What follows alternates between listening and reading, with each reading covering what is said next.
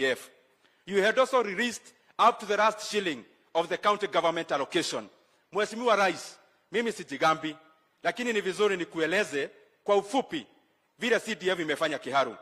We have 112 public primary schools, Mheshimiwa Rais. All of them, including ile iko hapa chini inaitwa Ignatius Murai. Ingine iko hapa juu inaitwa Kiomo. Ingine iko huko chini Gatondo, kule Bariahiti, kule Getiri, kule Kiagodho, kule Kifoi, kule Kiayata, kule Kioba, kule Dutumi, kule Kamaguta, kule Keyu, kule Mudhiria. Shule zote za Mugoiri ward na za Kiharu zikiwa zote, Mheshimiwa Rais, tumerekebisha, zinakaa academy na zote 100% watoto wanakanyaga tiles hapa chini. Mheshimiwa Rais, this year, actually last time, we also started new 8 public secondary schools. Moja iko hapa chini inaitwa Gitaro Primary, tumetengeneza ingine Kiaderi pale kwa kina Matiba, tumetengeneza ingine Loko 20 pahali, wacha nisitaje majina kwa sababu ya muda. But we have done 8 new secondary schools. Mheshimiwa Rais, what we do here in Kiharu is we do something called labor-based. We don't give contracts. The contractors are the people of Kiharu. Mheshimiwa Rais, by doing that, every shilling remains in the locality. Hapa sasa this term, my second term, through your guidance, Mheshimiwa Rais, we have started a program called Kiharu Masomo Bora program. And I want to assure you, Mheshimiwa Rais, all our 60-day schools in Kiharu, ukiingia kama wewe ni mwanafunzi, karo in every term is only 1,000 shillings. Na wale wako na tuition, tumeweka isipite 1,000. So karo ya day school Kiharu ni 1,000 in all our day schools. Na tumefungua milango tukasema, hata constituency jirani, mtoto akivuka akuje hapa, hata kama mzazi anapigia kura kwingine, mtoto hajui maneno ya kura, anajua maneno ya masomo. Anasoma Kiharu na 1,000. Mheshimiwa Rais, I want to appreciate your mentorship and guidance. Ya mwisho, Mheshimiwa Rais, kwa hii locality, nitakuuliza kitu kidogo tu. Hii barabara ya kutoka Murang'a kwenda mpaka inashikana na Nyoka. Barabara inaitwa Nyoka. Na kuuliza kwa heshima, it is a very good road, sandwiched between two Kenha roads. This road is at a Kenha. I request you that this road is at a Kera, but sandwiched as a loop between two Kenha roads. I request you that we move this road from Kera to Irete Kenha ikuwe maintained at the highway standards. Mheshimiwa Rais, hiyo itajumuisha ile kazi mingi umefanya hapa, yenye sitaki kutaja kwa sababu ya muda. Mheshimiwa Rais, Father PSI ambaye ni wa hii diocese ako hapa. Simama Father. Huyu Father ni rafiki yako na hii kanisa ndio inasupport hii shule. Na kuuliza kwa heshima, wako na saba bishop unajua tunanunua pale Kiagodho. Ukipata kitu unitume, tusupport hiyo kanisa na tutashukuru. Na ukanyagia hapo maneno ya maandamano, Mheshimiwa Rais, tumesema hakuna maandamano Kenya. Hawa watoto tunawafunza maneno mzuri ya kuenda mbele, kuwatengenezea maneno ya kazi na masomo. Na wale ambao wanafikiria kuna time ya maandamano, I hope by now you have seen that huyu president sio wa kutisha. Na pia our security forces, police wetu, na washukuru sana for your patriotism, for your professionalism. Na mimi nataka kuuliza, ile task force ilikuwa formed ya kuangalia maslahi ya polisi wetu, waharakisha hiyo kazi, tuongeze polisi wetu mshahara kwa sababu wanafanya kazi mzuri ya kuprotect mali ya umma na kusimamisha maandamano. Nikikaa chini, hawa wanafunzi najua wanaita kitu wanaitwa special meal. Hata sasa naona wameamka wote. Mimi nikiangalia hapa naona nyinyi wote sasa mumeamka. Ama special meal imetosha? Sisi ama nametaja sijui ya nani mpaka ya rais na DP. Hata kama najua hii ni national school na watu wengi tuna address ni wa the entire nation. Kwa sababu hii shule pia ni yetu, iko hapa Kiharu. Mimi nikauliza mwalimu mkuu akuje tafadhali haraka. Mimi nimaliza maneno yangu ya special school, ya special meal. Ndio tuachie rais wetu maneno ya hall na maneno ya bus na maneno ile kubwa zaidi. Mimi ni kama mtu kadogo hapa chini, mniulize ya chakula. Kwa sababu rais yako aongee hiyo maneno yote kubwa, au sio? So mimi nitapea mwalimu wetu hapa my special meal kidogo 500,000.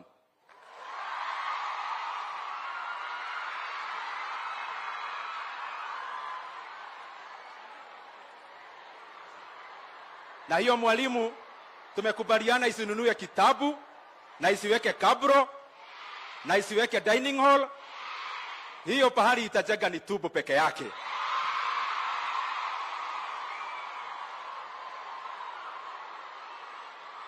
Sasa Mheshimiwa Rais, ningetaka niite gavana wetu, Mheshimiwa Gavana Irungu Kang'ata. Karibu sana gavana wetu.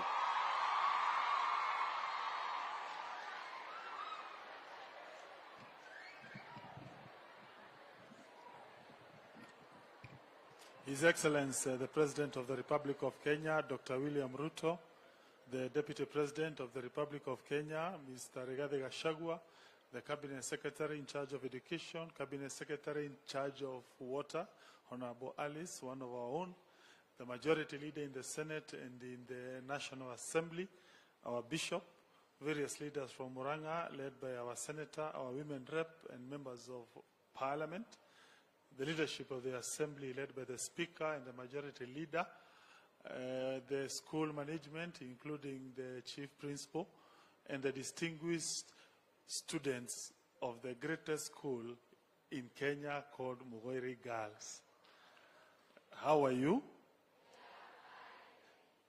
Let me first acknowledge that, Your Excellency, this is one of our best schools in Murang'a, and I strongly believe in the Republic of Kenya. For several reasons. Number one, it performs very well academically. Last year, when you look at the year KCSE, it was among the very few schools that improved their mid-grade by 0.5 mark. That was excellent. Secondly, it is a school that molds our girls in very good character. I can attest to that because my wife was a student here, and definitely, I can attest it's a good school. I only want to apologize. I have heard the nominated MP from Kangema, that is Veronica Maina, say she discourages child marriage, and that's very good. Only that she was my friend when she was Form 4, almost getting her, but nothing bad happened, Your Excellency. But I'm proud that since the year 2008 up to now, she remains one of the only wife that I have. And therefore, I want to attest, this is a school that builds very good character, and we are so proud of this school. And secondly, it's a school that has grown very well in terms of infrastructure. When I came here, I was so surprised.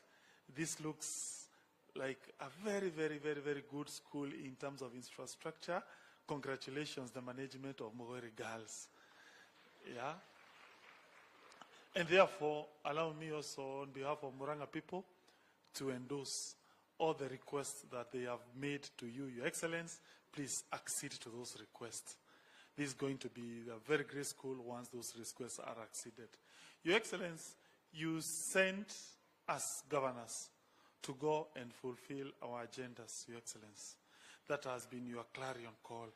And based on that instruction that you gave us, Murang'a government had 4 promises that we had made to the people of Murang'a. Number one, it was on health. We want to report to you, we have introduced a special card, which is an arrangement between Murang'a County and the NHIF, where we give special and unique benefits to the people of Murang'a. And currently, that NHIF scheme has 20,000 households. In the next year, we want to upscale that to 30,000 households. We also found that in the year 2015, an amendment was made to CDF Act, barring CDF from doing devolved functions. Therefore, members of parliament abandoned several health centers. We are doing an agenda to ensure all abandoned health centers have been completed. We are happy to report we are towards achieving that goal to ensure we complete our renovations of various dispensaries. We're also renovating our level 4 hospitals. We have 7 of them, and we are happy because that's what we promised the people of Murang'a. Secondly, Your Excellency, you had urged us as county governments to implement a minimum guaranteed return. We want to report that we introduce it for mangoes and also for milk farmers. Currently, for milk, we have 19,000 farmers who every month they receive a certain subsidy per month directly sent to them. And therefore, milk production has almost doubled in Murang'a because of implementing that major promise you told us. Thirdly, Your Excellence, in terms of education, it is unfortunate the Constitution provides we only deal with early childhood education, the nurseries. But we are happy to report that we have renovated through a scheme called Community Projects 126 new ECDs to make them look good. And secondly, we are giving 42,000 ECD pupils every day free feeding program in terms of Uji every day. And that is what was a promise you told us to fulfill. Finally, Your Excellence, we have unveiled a program called Smart City. The idea is that the county governments may not be able to tarmac all roads. It's very expensive. But if you were to do targeted programs targeting our urban centers, there will be a better return on investments. And therefore, based on that, we have been able to tarmac 8 markets in the entire county of Murang'a. I will finish by thanking you on a single issue called automation. We believe the best legacy we leave to the people of Murang'a is to automate our services. That way you make a government that is clean, that is efficient, and you reduce corruption. And of course we have automated revenue streams, but there is one partnership that we have done with the Minister of Health. And we want, on behalf of Murang'a, please tell her thank you, together with your government. Murang'a Level 5 Hospital is now the only Level 5 hospital in the Republic of Kenya that is fully automated in terms of services. You only need to go with your ID. You access all your services. And after you are done, the record is kept in your mobile phone. And that would not have been possible were it not for the positive relationship we have with your national government. Maybe the only agencies would urge you to tell them to do a little bit better are the ROSE agencies, that is Kenha, Kura, and Kera, because there are some areas that we are still struggling to agree on them on how to move our county forward. So without much ado, allow me to take this opportunity to welcome the Deputy President of the Republic of Oz. Yes, the Minister in charge of education, that is Mr. Mashogu, and we are happy for your good work. Thank you so much.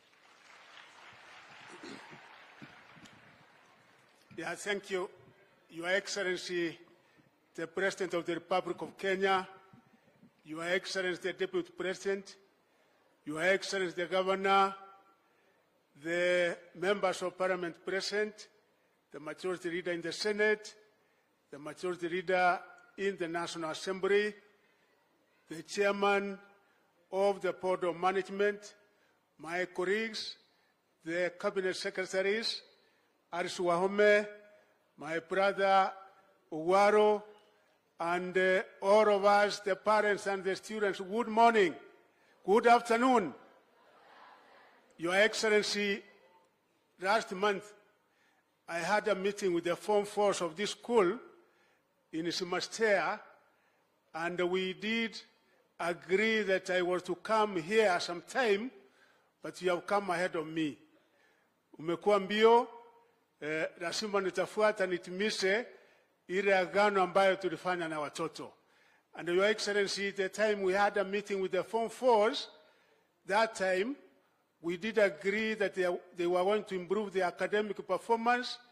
And in a very special way, Your Excellency, I want to thank the principal of this school and the chairman, because for the last 3 years, there has been a tremendous improvement in academics in this particular school, because way back we had a mean score of 7.0, and last year the mean score of this particular school was 8.7.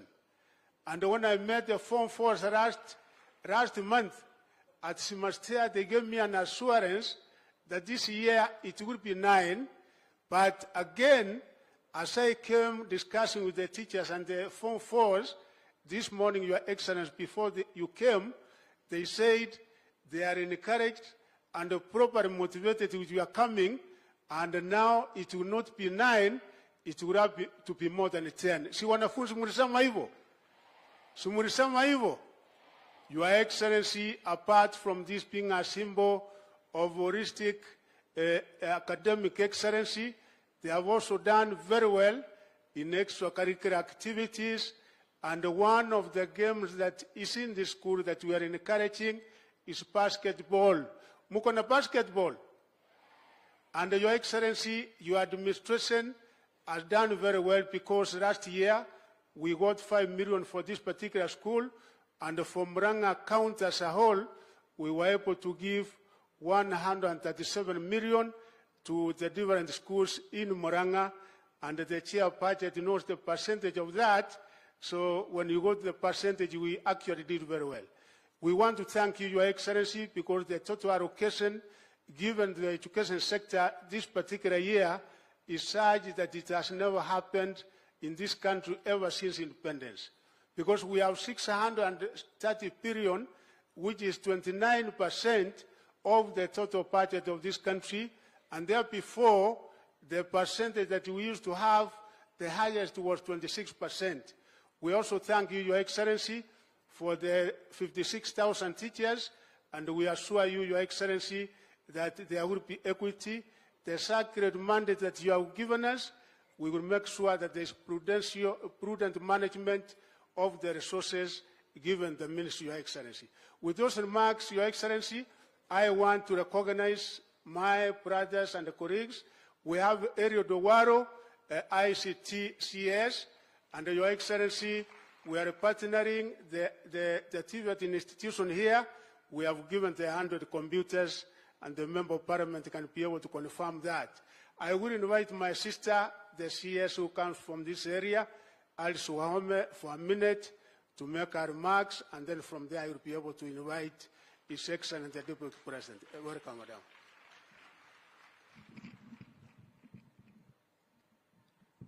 Your Excellency, the President of the Republic of Kenya, your Deputy President, Rigathi Gachagua, Bishop James Maria, my good friend for a long time, the Governor Murang'a County, my colleagues, and the members of Parliament led by our 2 majority leaders, all protocols observed.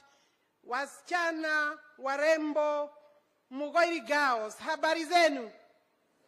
How are you? Mambo? Mambo?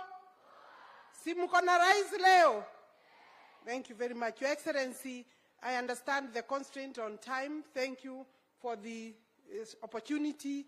It would be wrong for a woman leader, a cabinet secretary, and I want to acknowledge the members of Parliament, the women leaders from this county, just start once again so that we can actually, Kina Veronica Mukoapi, just start so that the girls here, there is Betty, Wamaua, Nataka, Hawa, Wapigiwe, Makofi.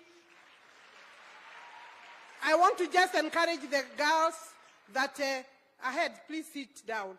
Ahead, there is room, there is space for women leadership. Your Excellency, in this particular county, it would have been wrong if I didn't come here to just, Your Excellency, remind you, and particularly the people of Murang'a, that we have several projects of water. One of those projects, Your Excellency, and you know it very well, is Idanga Water Supply, which is 1 billion Kenya shillings. We have Keno Makutano, Your Excellency, Water and Sewerage System, which is 900 million shillings. We have Gatanga Community Water Supply, 320 million shillings. We have here Madhyoya Kiharu combined project of about 270 million shillings, and that project is operational. Then we have Maragua Town, where Mheshimiwa Wamaua is serving as the MP. We have planned 15 kilometers of water distribution from Maragua Dam, which is just new and completed. And then finally, Your Excellency, you will maybe possibly speak about Murang'a 4, which you have directed that it becomes one of the priority dams among the 6 PIP projects, a very huge dam that will answer the problem of water for Murang'a, Kandara, Kigumo, and Gatanga, and Kandara. Murang'a 4 in the long term will be the solution. There was a request regarding Boho. Your Excellency, this is your meeting. I am at your service. I will go in respect of what you will advise. In fact, Mwaora should have made use of my office before, but now that Your Excellency is here, I think I will take your directions regarding a Boho for this particular school. And this is a school that I had wanted to come, lakini mambo hivi kaenda vibaya 1 point or 2. So the new proposals by our cabinet secretary, Your Excellency, would have helped me even going forward for purposes of university. Thank you very much. Thank you. Your Excellency, kindly with your permission, under 1 minute, because we have the top leadership of our National Assembly and the Senate here. Please, Kimani Ichung'wa, 1 minute. And yes, please, 1 minute only. Thank you, CS. Your Excellency, the President and our Deputy President, na watu wa Mugoiri girls, good afternoon. Asante. Your Excellency, mimi sina mengi because of time. Just to welcome you to this great school. And as the governor has said, he was not the only lucky one. I know quite a number of members of parliament and other friends who have benefited from the intellect that comes from this great school of Mugoiri girls. Your Excellency, let me just say you are a great inspiration to these young ones, not just in this school but in our nation, when they see you today serving as the President of the Republic of Kenya, and even affording time to come and spend time with them on a day like this. You inspire them to know that they can grow to be anything that they want to grow into after their studies, after working hard in school.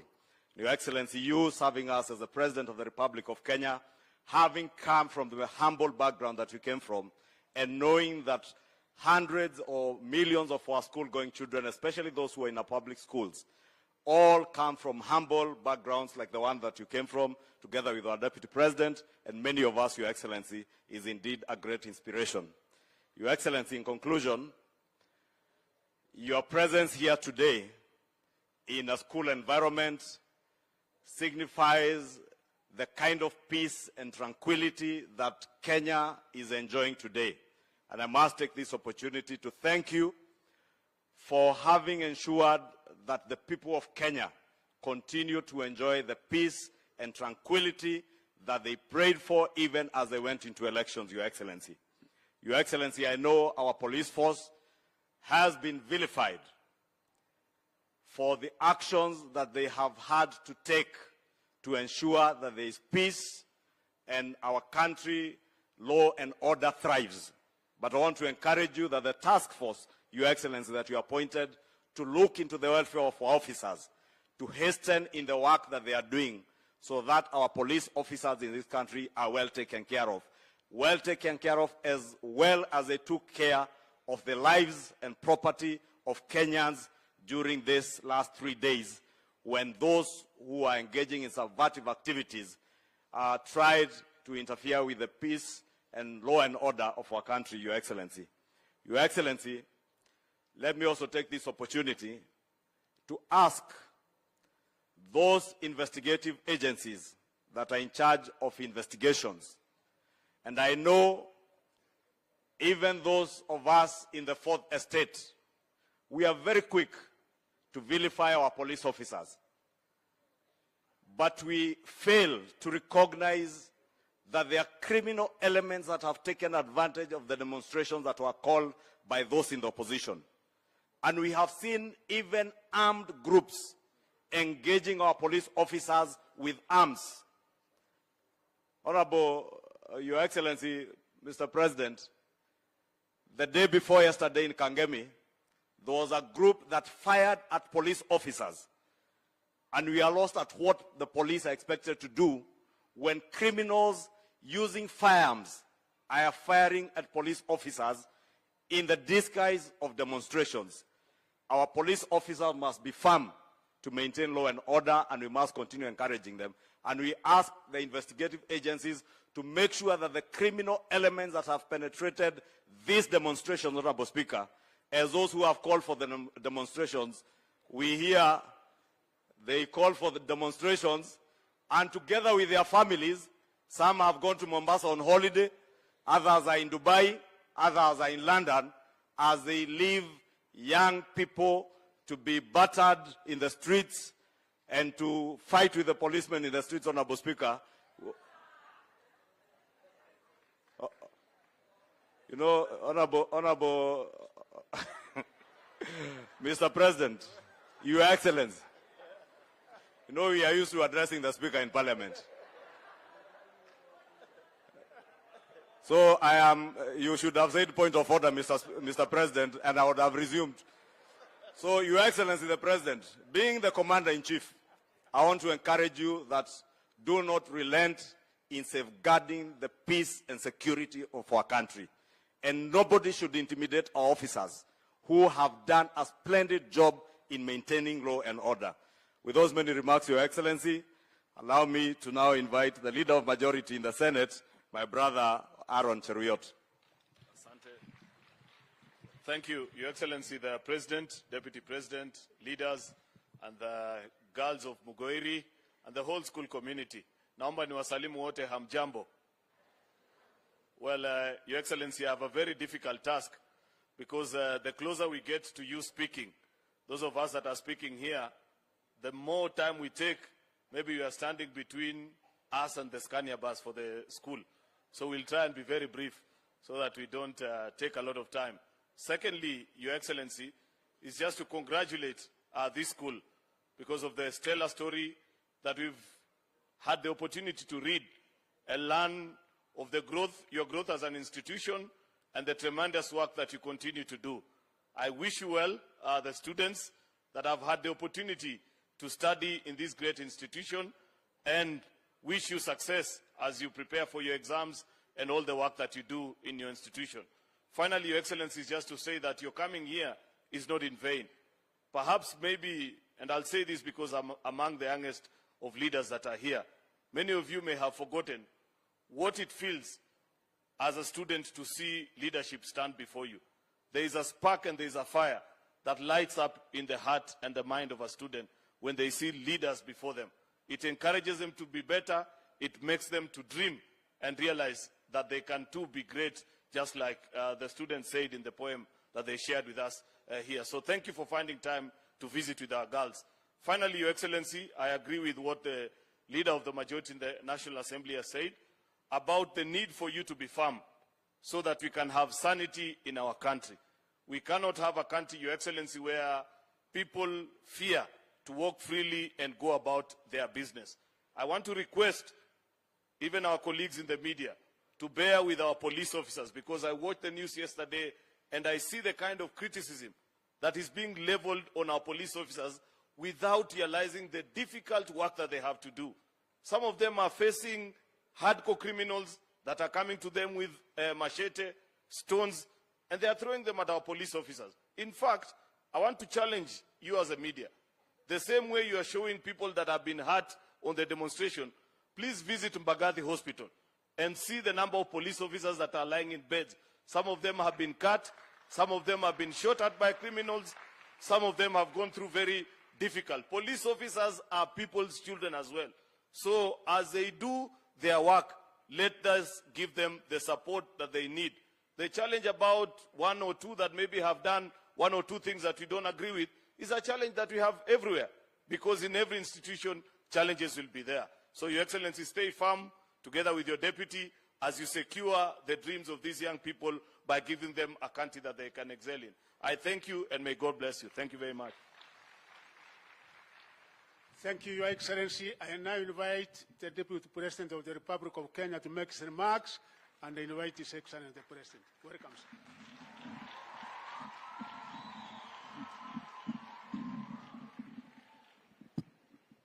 Your Excellency, the President of the Republic of Kenya, Dr. William Ruto, Your Lordship, the Bishop, leaders present, the Chief Principal, and the girls, God is good. And all the time. Hi, girls. Your Excellency, today I will not say anything because I'm in a situation that I'm not able to say much. I normally, I'm a truthful person. And the truth of the matter is that I'm very shy to face so many girls. So kwa leo tu acha tu, sababu unajua hakuna mtu hana weakness yake. We may look very strong there, lakini with all these girls looking at me, I'm not able to say much. But I heard the chairman say that I should take care of something on Sunday. I don't know what it is, but whatever it is, the way you clapped and cheered, it must be something very good. So whatever it is that he asked me to do, I'll do.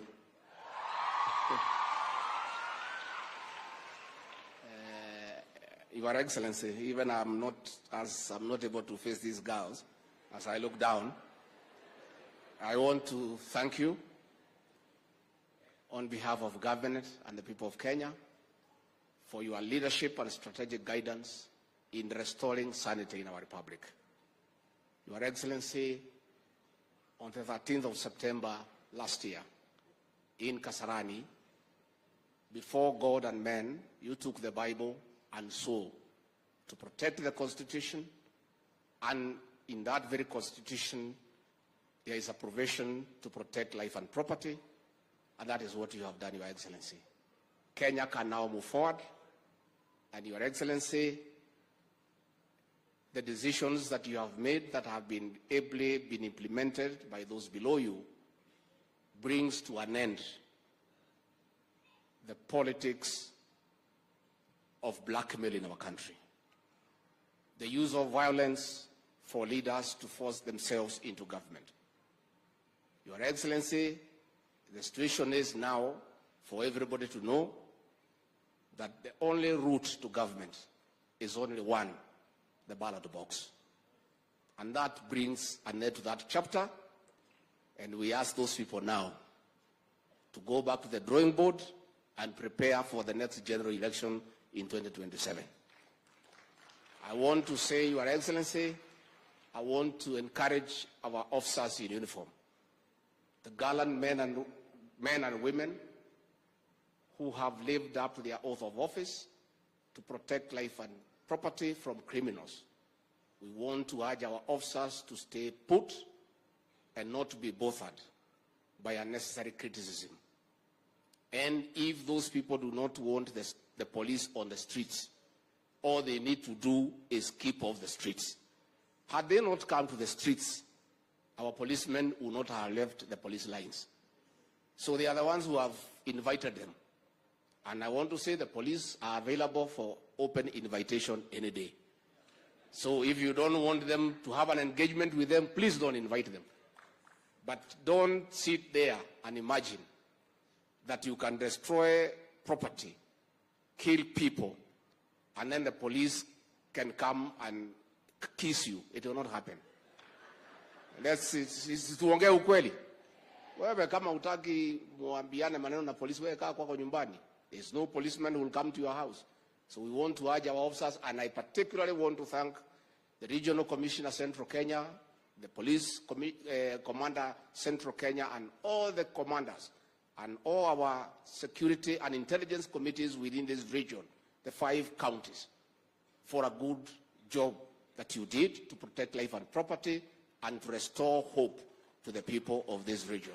We want to say thank you. Our political leaders, I want to thank you in a special way, because you said you cannot remain in Nairobi when your people are being butchered and brutalized by criminals. And we want to urge you to take care of the people who elected you. With those very many remarks, I request you to be upstanding and help me welcome the President of the Republic of Kenya, Dr. William Samoei Ruto. Mr. President. Tupange ajira. Na ndio sababu katika agenda yetu, asanteni sana, na mimi nataka niwashukuru sana watu wa Murang'a. mmenipatia watu ambao wanafanya kazi na mimi in the transformation of Kenya. Hapa mjumbe wenu ndio mwenyekiti wetu wa budget. Yeye ndiye anapanga budget yote na kamati yake ya Kenya. Kutoka hapa Murang'a mmenipatia waziri ambaye anapanga mambo ya finance na kuhakikisha kwamba projects yetu yote inasonga mbele. Kutoka hapa Murang'a mmenipatia mtu ya kukusanya ushuru. Kuna wengine wananiita Zakayo, lakini Zakayo mwenyewe yuko hapa. Na ni kwa sababu nimekataa mambo ya madeni. Nimesema hatuwezi kuendesha taifa letu kutumia madeni. Ni bidii yetu kukusanya ushuru yetu kama Wakenya. Na ushuru inakusanywa kwa sababu hata kwa Biblia inakubaliwa kwamba nchi inaendeshwa na ushuru.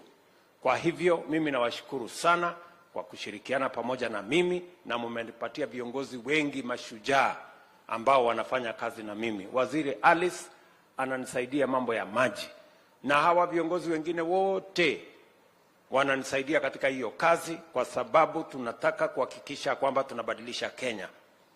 Vile vile ningependa kusema kwa kifupi, nimhakikishie my brother Irungu Kang'ata ya kwamba hiyo kazi anafanya ya health uko na support yetu 100%.